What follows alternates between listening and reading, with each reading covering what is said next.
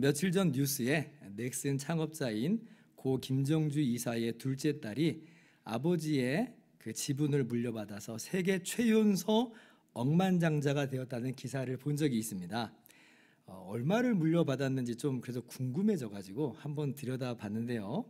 상속세를 다 내고도, 그러니까 상속세를 제외하고도 약 1조 4천억을 보유하게 됐다 그래요. 나이가 이제 고작 18살인데 어마어마한 규모죠. 평범한 사람들이 평생 안 쓰고 모아도 만져볼 수조차 없는 금액이에요. 단위 자체가 너무 커가지고 피부에 와닿지를 않더라고요. 물론 아버지가 불미스러운 일로 세상을 떠났기 때문에 당사자는 뭐 이게 하나도 기쁜 일이 아닐 겁니다. 그런데 그런 불미스러운 일로서가 아니라 일반적인 상황 속에서 그런 유산을 내가 물려받게 된다면 과연 우리의 마음은 어떨까요? 반대로 나는 한 푼도 물려받지 못하고 내 형제가 그 전부를 물려받게 된다면 그건 또 어떤 마음일까요? 오늘 우리는 본문 27장 말씀에서 바로 그와 비슷한 상황이 일어났음을 볼 수가 있습니다.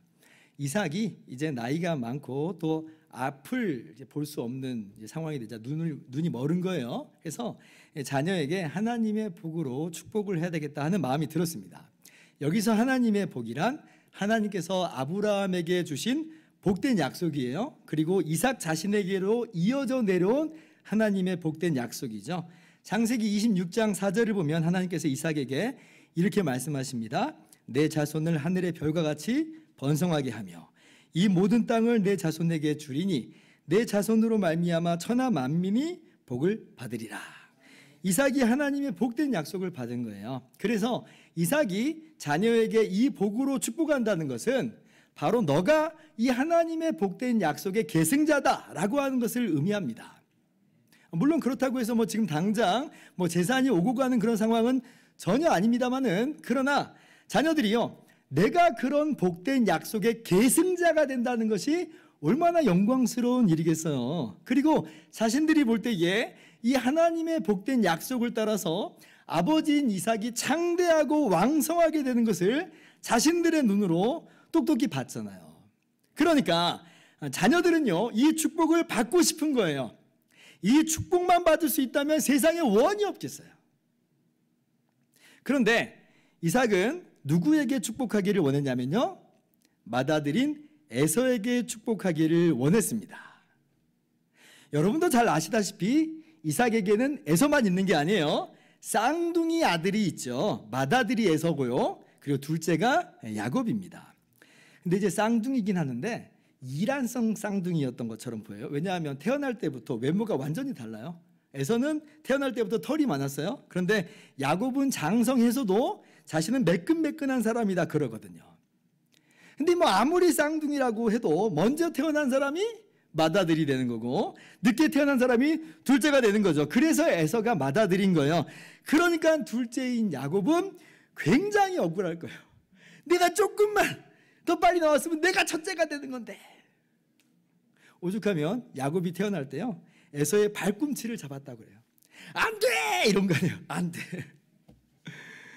내가 먼저 나가야 돼. 근데 이미 늦었어요. 그래서 이제 야곱에게는 이런 억울한 마음이, 이런 형과의 경쟁 의식이 태어날 때부터 장성한 지금에 이르기까지 있었던 것으로 보입니다. 그런데 이삭은 누구를 축복하기를 원했다고요? 맏아들 에서를 축복하고자 한 거예요. 그러나 여러분, 이거는요, 이삭이 하나님의 말씀을 망각한 거예요. 왜냐하면 에서와 야곱이 아직 태어나기 전에 엄마 리브가의 뱃속에 있을 때에 하나님께서 분명히 말씀하셨거든요. 창세기 25장 23절입니다. 한번 같이 읽어볼까요? 시작. 여호와께서 그에게 이르시되 두 국민이 내 태중에 있으나 두 국민이 내 복중에서부터 나누리이다. 이 족속이 저 족속보다 강하겠고 큰 자가 어린 자를 섬기리라 하셨더라. 뭐라고 말씀하셨다고요? 큰 자가 어린 자를 섬기리라. 그러니까 오히려 나중에 태어난 자식이 더 좋은 거예요. 이걸 만약에 에서하고 야곱이 뱃속에서부터 알았다면 어떻게 했을까요? 서로 먼저 나가라고, 서로 형님들하고 아마 그랬을 텐데, 그런데 이걸 몰라가지고 그냥 뱃속에서부터 서로 먼저 나가겠다고 싸운 거예요. 결국 이 싸움에서 야곱이 밀려가지고 늦게 나온 거예요. 그래서 야곱 입장에서는 정말 억울한 일이었는데, 그런데 하나님께서 뭐라고 말씀하셨다고요? 큰 자가 어린 자를 섬기리라. 그래서요, 리브가도 그렇고 이삭도 그렇고 분명히 알았을 거예요. 둘째인 야곱이 하나님이 택하신 사람이로구나. 그죠? 큰 자가 어린 자를 섬기리로다 했으니까. 그러면 여러분, 사실 이삭이 누구에게 축복을 내야 옳아요? 그렇죠. 야곱을 축복해야 옳은 거예요. 야곱이 어린 자니까 야곱을 축복해야 맞는 거예요. 그런데 이삭은 어찌된 연유인지 그 사실을 망각해 버립니다. 아니, 어쩌면 이어지는 사건들을 보면 이삭만 망각한 게 아니라 가족들 모두가 다 망각한 것처럼 보여요. 왜냐하면 누구 한 사람 이삭에게 찾아와서 이 이야기를 한 사람이 없어요. 아무튼 그래서 이삭이 에서를 불러다가 이제 이렇게 말을 합니다. 27장 3절 하반절을 보면, 들에 가서 나를 위하여 사냥하여 내가 즐기는 별미를 만들어 내게로 가져와서 먹게 하여 내가 죽기 전에 내 마음껏 너에게 축복하게 하라. 에서를 축복하겠다는 거예요. 그리고 문제는 바로 여기에서부터 출발을 합니다. 자, 리브가를 통해서 이 사실을 알게 된 야곱이 움직이는 거죠. 아버지가 앞을 못 본다는 사실을 이용해서 자신이 마치 에서인 것처럼 그렇게 아버지를 속이겠다는 거예요. 형 에서의 옷을 입고 또 새끼 염소 가죽으로 자신의 매끈매끈한 피부를 덮습니다. 그리고 새끼 염소를 가져다가 마치 사냥해서 잡은 것처럼 해서 요리를 만들어 가지고 이삭에게로 들고 들어가는 거예요.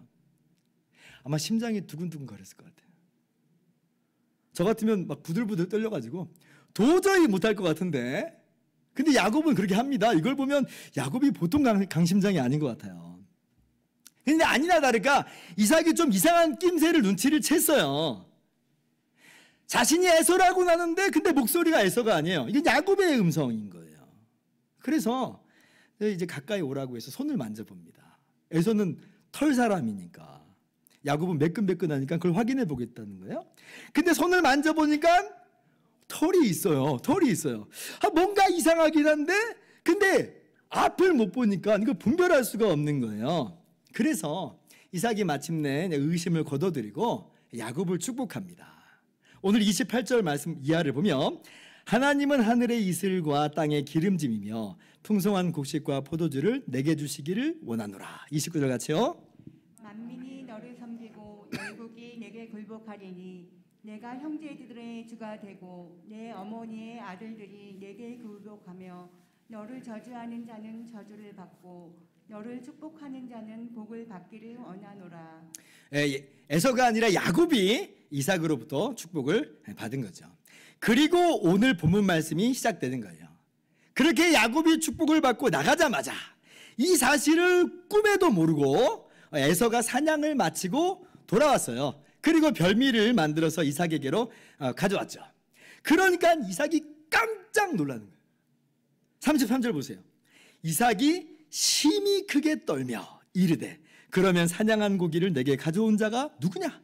내가 오기 전에 내가 다 먹고 그를 위하여 축복하였은즉 그가 반드시 복을 받을 것이니라.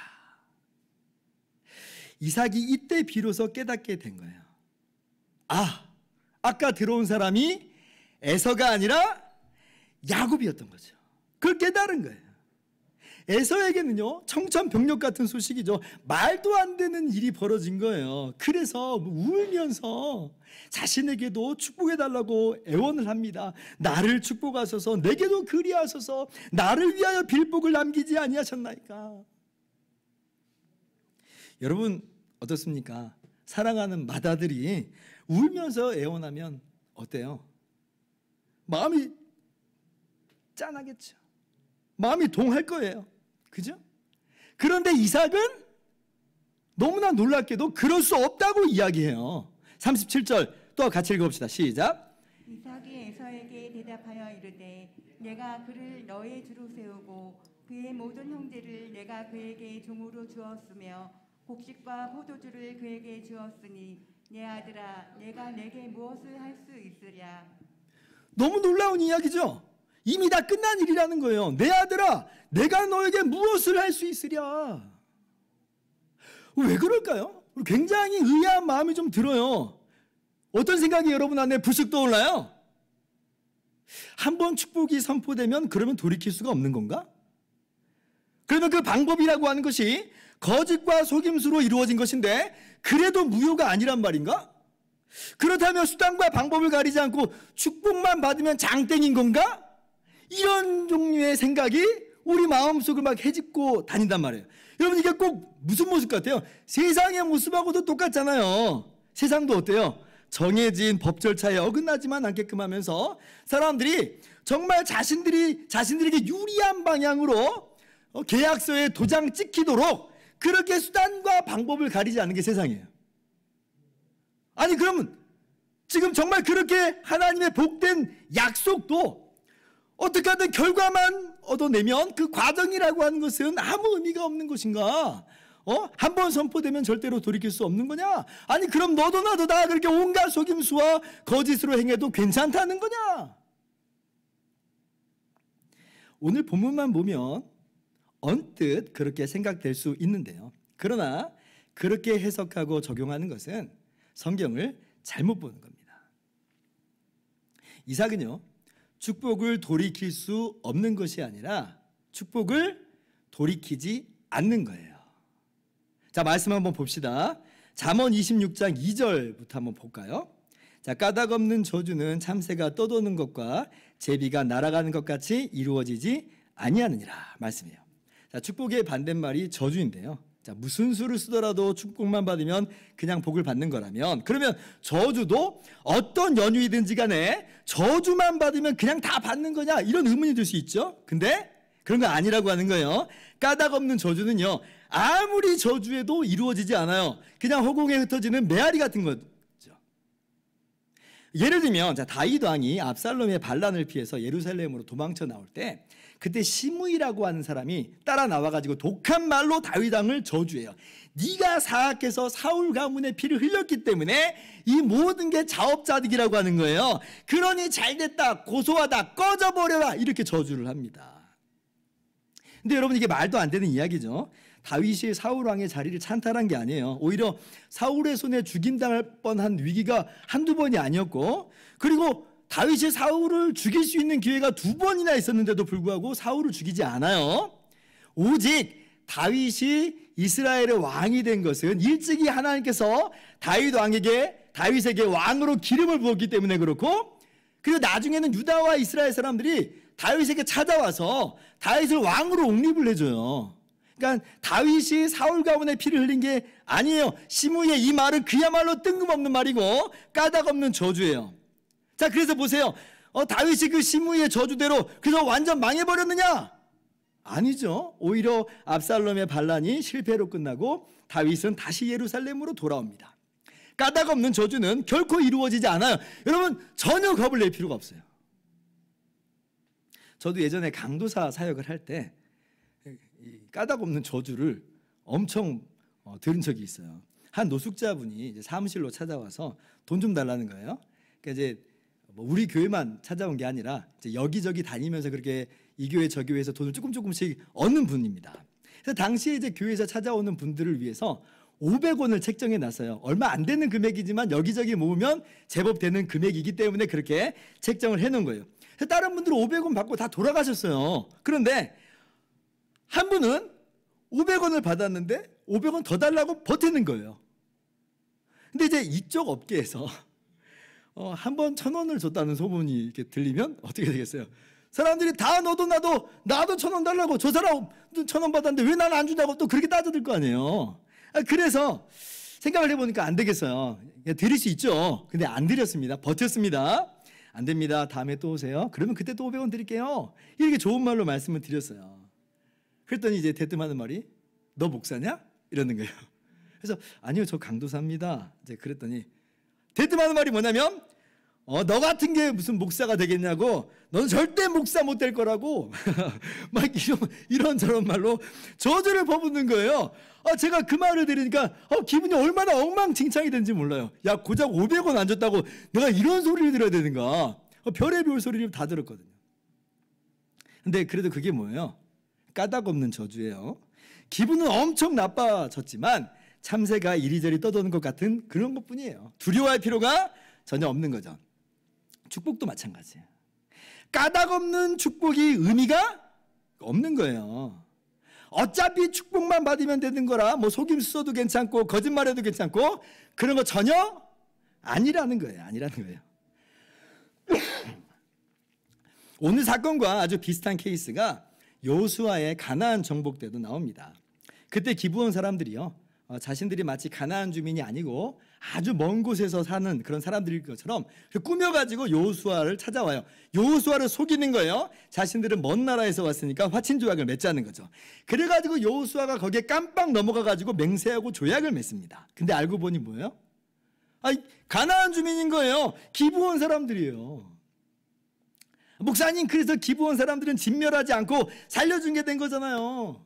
예, 맞아요. 살려줍니다. 그런데 여호수아가 뭐라고 그들에게 말했는지를 귀를 기울여 봐야 돼요. 어찌하여 우리를 속였느냐 하면서 여호수아 9장 23절 보면, 그러므로 너희가 저주를 받나니 너희가 대를 이어 종이 되어 다 내 하나님의 집을 위하여 나무를 패며 물을 깃는 자가 되리라. 살긴 살았지만 오히려 그 속임수 때문에 뭐라는 거예요? 저주를 받게 되었다고 이렇게 이야기해요. 이 속임수가 결코 올바른 방법이 아니었음을 분명히 하고 있는 거죠. 아니, 살기 위해서 어쩔 수 없는 거 아니에요. 그래도 이렇게 속임수라도 사용했으니까 저주를 받더라도 살게 된 거 아닙니까?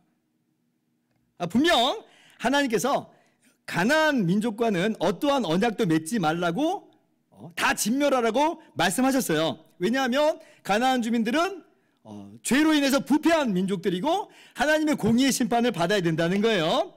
그리고 또 하나 이유를 말씀하시는데, 가나안 주민들을 진멸하라고 하는 그 명령이 뭐하고 항상 연결되어 있냐면, 너희가 그들하고 언약을 맺었다가는 너희도 우상 숭배에 물이 들어버리게 될 거라는 거예요.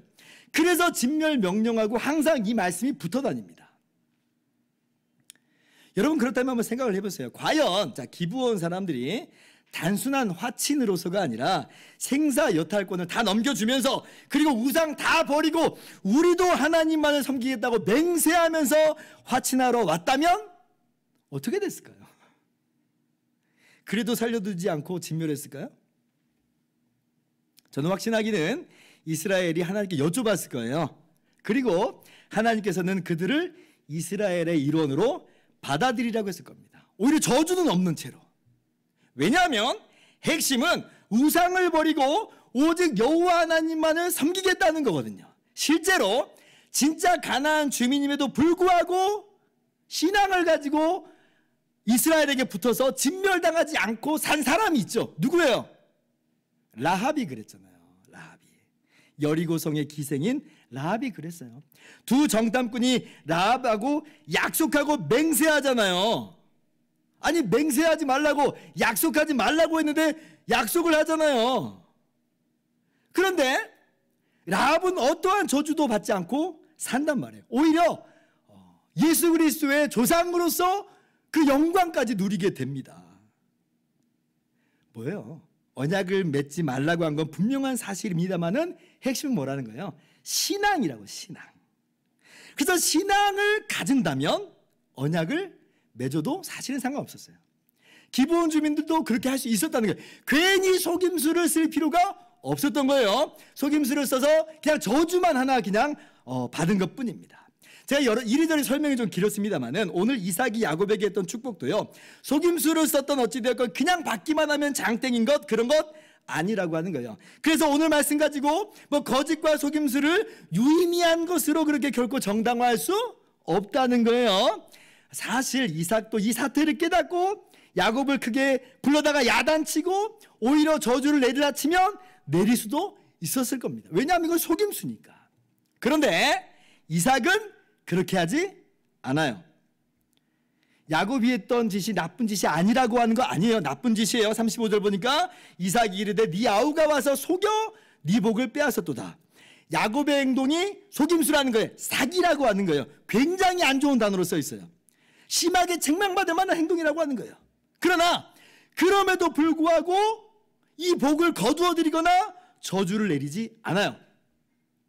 왜냐하면 이삭은 이 순간에 정신이 번뜩 든 거예요. 아, 그렇구나. 맞아. 하나님께서 말씀하셨지. 큰 자가 어린 자를 섬기리라. 아, 내가 하나님의 말씀을 잊었구나. 또는 내가 하나님의 말씀을 알고도 애써 무시하려고 했구나. 근데 하나님이 막으셨구나. 그거를 이제 비로소 깨닫고 에서의 요청을 거절한 겁니다. 내 아들아, 내가 너에게 무엇을 할 수 있으랴. 에서가 이삭에게 계속 애원을 해요. 내 아버지여, 아버지여, 빌복이 하나뿐이니까 내 아버지여 내게 축복하소서, 내게도 그리하소서 하고 소리를 높여 울어요. 이삭의 마음은 찢어질 듯이 아팠을 거예요. 사랑하는 아들이 이렇게 애걸복걸 하고 있으니까 흔들리지 않을 아버지가 어디 있겠어요. 그러나 그렇다고 야곱에게 했던 축복을 거두어드리지 않아요. 이삭의 믿음이 여기에서 발휘되고 있는 거예요. 하나님께서는 에서가 아니라 야곱을 택하셨고, 야곱을 택하여서 야곱을 통하여 복된 약속을 이루실 것이구나. 이것을 히브리서 11장 20절은 분명하게 말씀합니다. 같이 한번 읽어볼까요?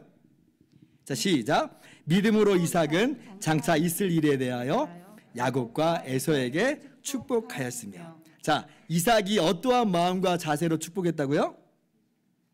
믿음으로 축복했다. 믿음으로.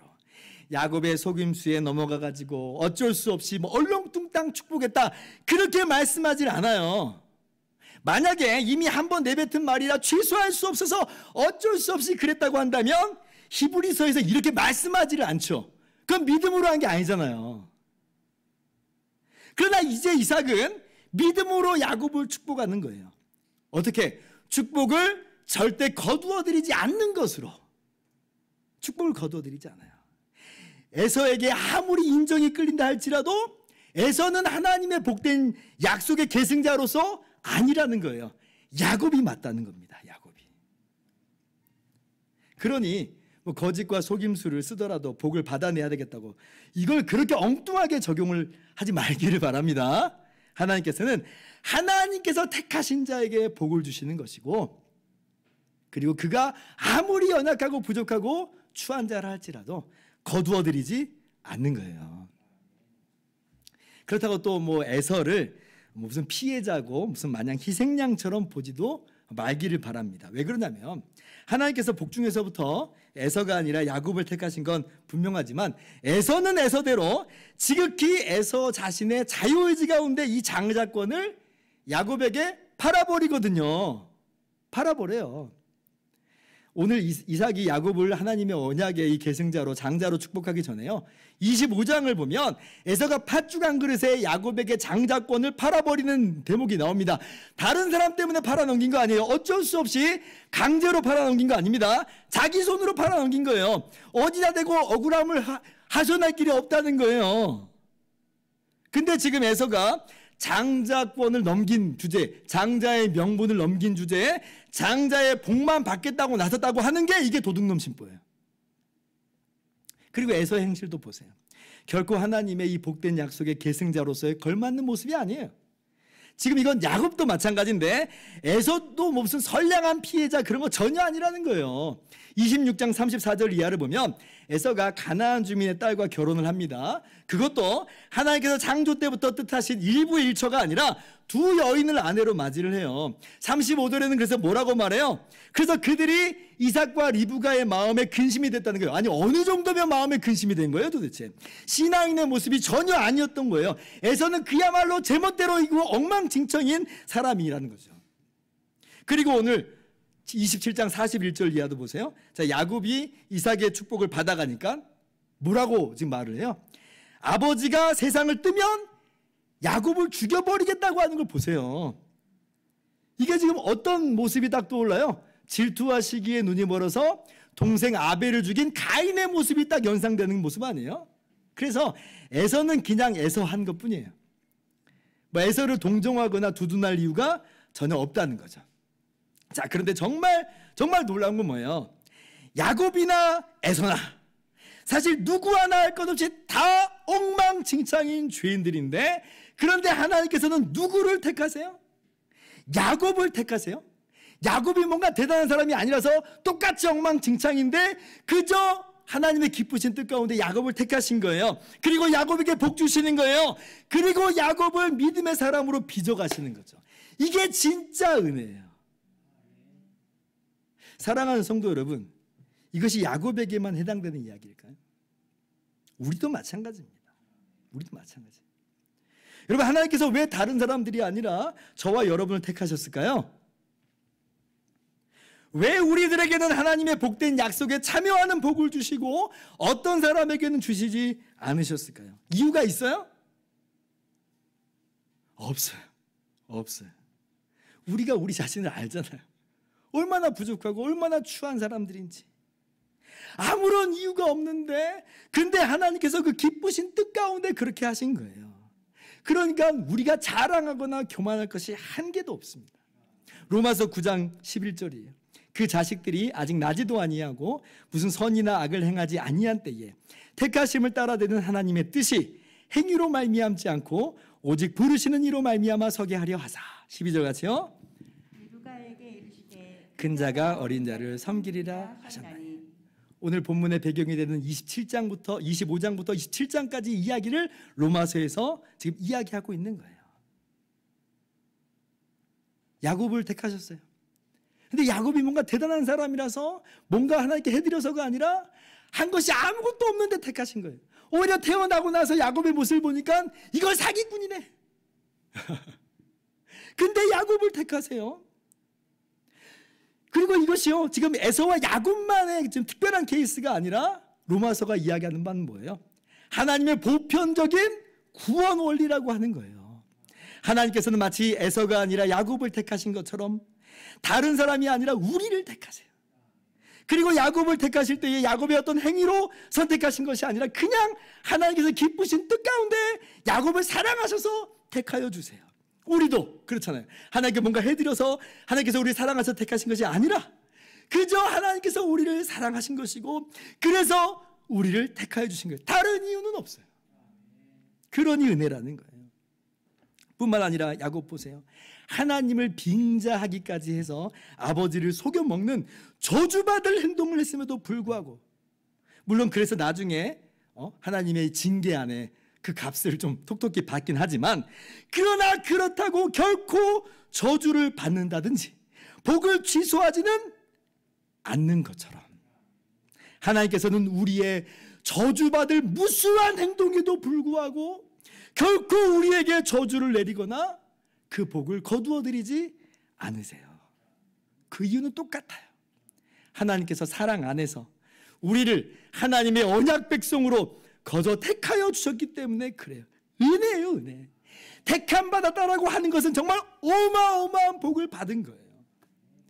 그래서요, 이 야곱과 에서의 축복 사건에서요, 야곱의 뭐 기가 막힌 속임수나 아니 이 복을 향한 야곱의 엄청난 집착, 그런 것들이 뭐 강조돼서는 안 되는 것이고요. 오히려 뭐가 강조가 돼야 되냐면 하나님의 이 주권적인 선택이 얼마나 강력한지, 우리들의 연약함과 부족함에도 흔들림이 없는 하나님의 택하심이라고 하는 이러한 은혜를 발견해야 돼요. 결코 물리시지 않는 하나님의 신실하심을 오늘 말씀 속에서 보아야 되는 거예요. 기가 막힌 하나님의 은혜가 여기 있어요. 그러면 우리의 저주받을 그 죄악들, 허물들은 그냥 넘어가시는 거냐? 예, 그냥 넘어가 버리세요. 넘어가 버리세요. 오늘 창세기 27장 말씀에는 거기까지는 나와 있진 않지만, 근데 우리는 알지요? 하나님은 우리에게 대해서 넘어가시는데, 근데 그 책임을 누구에게 물으세요? 죄는 반드시 심판하시는 공의 하나님이니까 예수 그리스도께 담당케 하시고 예수 그리스도께 책임을 지우시는 거예요. 그래서 예수님께서 우리의 모든 죄와 허물들, 모든 저주를 다 짊어지고 십자가에서 죽으신 거예요. 그가 찔림은 우리의 허물 때문이요, 그가 상함은 우리의 죄악 때문이라. 그가 징계를 받음으로 우리는 평화를 누리고 그가 채찍에 맞음으로 우리는 나음을 받았도다. 예수님이 다 담당하셨기 때문에 우리에게는 그냥 넘어가시는 거예요. 이게 진짜 은혜죠. 그래서 알고 보니 우리의 택하심은 그리스도 안에서 택하십니다. 그렇죠. 그리스도 안에서 택하십니다. 에베소서 1장 3절 4절이에요. 찬송하리로다 하나님 곧 우리 주 예수 그리스도의 아버지께서 그리스도 안에서 하늘에 속한 모든 신령한 복을 우리에게 주시되 곧 창세전에 그리스도 안에서 우리를 택하사. 그리스도 안에서 택하셨어요. 우리가 단독으로 택함 받은 거 아니고, 그래서 단독으로 복을 받아 누리는 게 아니라 그리스도 안에서 택하심을 받은 것이고 그리스도 안에서 복을 받은 거예요. 그리스도 밖에서는 택하심도 없고 복을 받아 누림도 없어요. 오직 우리는 예수 그리스도 안에서 택하심을 얻은 것이요 이 복을 받은 거예요. 그러므로 그 어떤 것으로도 우리가 받은 택하심과 복은 흔들림이 없어요. 예수 그리스도 안에서 택하심을 받고 예수 그리스도 안에서 복을 받았기 때문에 그래요. 여러분, 예수님을 여러분의 주와 구주로 믿으십니까? 그렇게 예수님이 여러분 안에, 여러분이 예수 그리스도 안에 그렇게 하나가 되셨습니까? 그렇다면 여러분은 하늘에 속한 모든 복을 받은 사람들이에요. 그 복은 결코 어떤 것으로도 흔들리지 않는 복이고 그 복이 진짜 복이에요. 우리가 이 땅에서 억만금을 상속받지는 못한 사람들이지만 그러나 그것과도 비교할 수 없는 하늘의 모든 복을 받아 누린 거죠.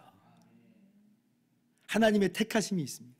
그 택하심으로 말미암아 여러분이 예수 그리스도를 주와 구주로 믿은 것이고 그렇게 주님과 끊어지지 않는 하나가 된 거예요. 그러므로 세상의 어떠한 시련과 환난 가운데서도 주눅들지 마세요. 또 우리의 연약함 때문에 조바심 가운데 흔들흔들하지도 마세요. 우리 자신의 허물과 죄악으로 인해서 자포자기하지도 마세요. 우리에게는 뭐가 있어요? 그리스도 안에서 하나님의 택하심이 있고 그리스도 안에서 하늘에 속한 모든 신령한 복이 우리에게 주어졌기 때문에 그래요. 그리고 그 복은 결코 취소되지 않아요. 얼마나 놀라운 은혜인지. 오늘도 이러한 은혜와 평강이 하늘로부터 저와 여러분에게 충만하기를 주님의 이름으로 축원합니다.